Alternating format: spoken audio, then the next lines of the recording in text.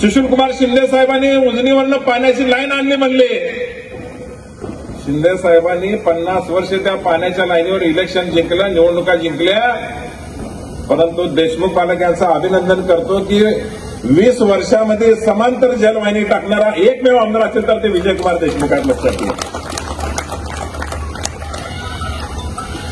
सोलापूर शहरामध्ये area base आराखडाचे smart सिटीची कामं जी झाले 1000 कोटीपेक्षा जास्त निधी आणणारा एकमेव आमदार या ठिकाणी विजयकुमार देशमुख या ठिकाणी तुम्हाला सांगायला लागणार आहे. तुम्ही बघा जाऊन सिद्धेश्वर मंदिराच्या बाजूला वॉकिंग ट्रॅक, तुम्ही बघा जाऊन त्या बाजूचं गार्डन, ते नाईट मार्केट, कशा पद्धतीच्या सुविधा केलेल्या आहेत. अहो आपल्या सोलापूरला आज आठवड्याला 4 दिवसाला एकदा पाणी मिळतं. आज 90% काम पूर्ण झालेलं आहे. समांतर जलवाहिनीचं दुहेरी पाईपलाईन आहे ना, त्याचं 90% काम पूर्ण झालेलं आहे. 10% काम पूर्ण झाल्यानंतर जी दिवस कमी होणार आहेत त्याचा प्रयत्न करणारा खरा आमदार तर या ठिकाणी विजयकुमार देशमुख आहे. या ठिकाणी मी साक्षीदार आहे. मी मालकाच्या विरुद्ध गेल्या बारीला निवडणूक लढवली, विरोधी पक्षात होतो मी त्यांच्याबरोबर या ठिकाणी. परंतु ज्यांनी काम केलंय त्याचं नाव घेतलं पाहिजे म्हणून या कार्यक्रमाच्या मेळाव्याच्या माध्यमातून मी तुम्हाला सांगत आहे.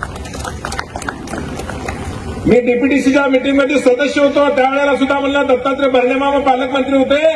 सोलापूर शहराला सर्वात जास्त निधी देणारा कोण पालकमंत्री असेल तर तो विजयकुमार देशमुख आहे. शहरातला आपला पालकमंत्री कधीच नव्हता. ग्रामीण भागातले पालकमंत्री असायचे. शहराचा निधी ग्रामीण भागात न्यायचं. ज्या दिवशी अनेक योजना असतील, अनेक योजना सोलापूर शहरामध्ये आणलेल्या.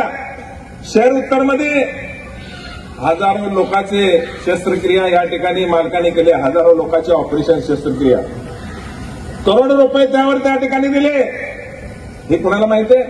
नुसतं का म्हणायचं काय केलं काय केलं. अरे तुम्ही काय केलं?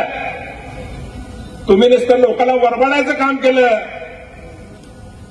मी टीव्ही चॅनलवर मालक एक गोष्ट ऐकली, देशमुख मालक एक चॅनलवर एक मुलाखत ऐकली की तुम्हाला 500 कोटीचं बजेट होतं, काय केलं? अरे दरवर्षी 1200 कोटीचं महानगरपालिकेला बजेट होतं. तुम्ही काय केलं 35 वर्षामध्ये ते मला सांग.